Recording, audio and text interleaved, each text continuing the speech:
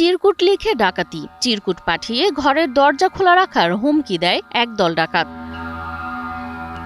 শুনে অবাক হলেও একই গ্রামের প্রায় 15টি খামারের বাসায় পাঠানো হয় এই চিরকুট, যেখানে লেখা রয়েছে কালকে আপনাদের বাড়িতে ডাকাতি করতে আসব, তাই দরজা খোলা রাখবেন, না খোলা রাখলে জিন্দা খালাস, ইতি রঘু ডাকাত।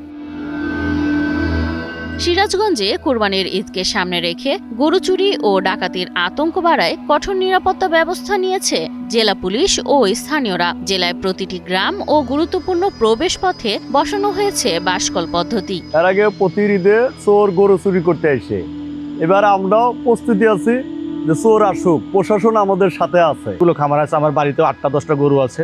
আমরা ভীত থাকি সবসময় চুরি হওয়ার আতঙ্কে, সেটা থেকে আমরা এখানে বাসকল দেওয়ার পরে আমরা নিশ্চিত ঘুমাতে পারছি। রাতভর লাঠি ও বাঁশি হাতে পাহারা দিচ্ছেন পুলিশ, আনসার সদস্য এবং স্থানীয় যুবক প্রবীণরা। সন্দেহজনক যানবাহন প্রবেশে কঠোর নজরদারি চালানো হচ্ছে।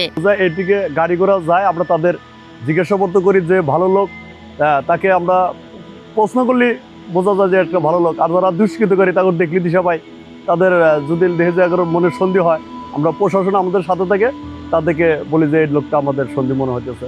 সম্প্রতি এলাকায় ডাকাত দলের পক্ষ থেকে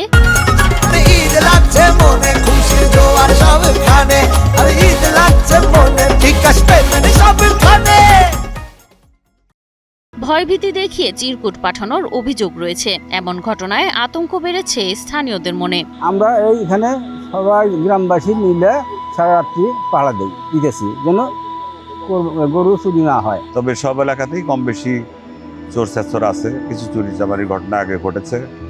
তবে এই ঈদে এবং গত কোরবানির ঈদে এই বাসকল স্থাপনের মাধ্যমে জেলা পুলিশের এই উদ্যোগে অনেকটাই চুরি রোধ করা সম্ভব হয়েছে।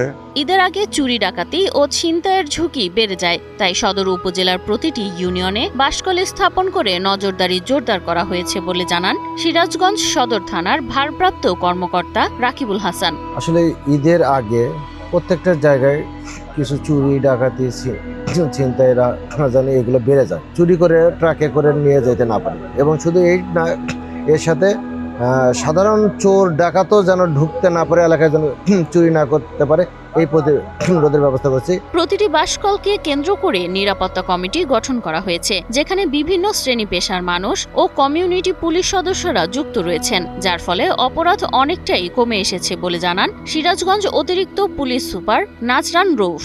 বাসকলের মাধ্যমে গাড়ি চেক করতেছে এবং আমাদের পুলিশও রয়েছে, আমাদের গ্রাম পুলিশ রয়েছে, বিভিন্ন শ্রেণী পেশার লোক আছে, এরা সবাই মিলে পাহারা দিচ্ছে। এর ফলে আমাদের গরু চুরি বলেন, মাদক বলেন বা বিভিন্ন ধরনের অপরাধ ব্যাপক হারে কমে গিয়েছে।